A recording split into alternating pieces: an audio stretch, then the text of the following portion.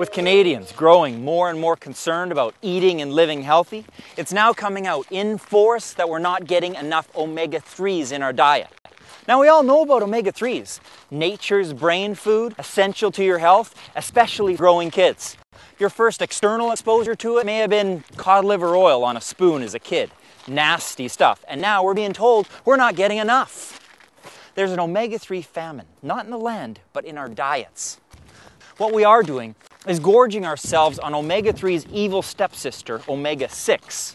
Didn't know there was such a thing? You probably know it as common food ingredients like corn and soybean oil, some refined grains, some meats. Yes, the very thing that when it gets right down to it is at the base of a lot of the processed foods that is our North American diet. The funny thing is, we used to think that these foods, like hydrogenated oil, which creates trans fat like that found in decade-old margarine, was good for us. We'll just tack that up to the time when Coke was sold as medicine and smoking was considered a digestive aid. We know this now, and now more and more scientists are actually admitting that, well, fat did get a bad rap, and they're going back to the old school thinking that some fats, like those found in milk and eggs, for example, are actually good for you. Milk and eggs good for you. What a concept. Next, they'll be saying that, well, if you really want to lose weight, maybe you should eat less and exercise more.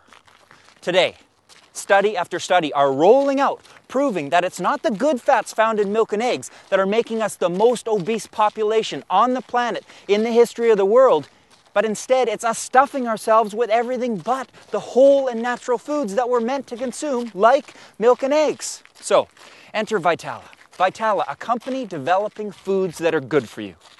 Backed by science and research, when so many, if any, are not, Vitala milk and eggs not only have the taste and off-the-chart antioxidant levels, but Vitala milk has the highest levels of anti-cancer benefits of any milk and the highest level of any egg of omega-3.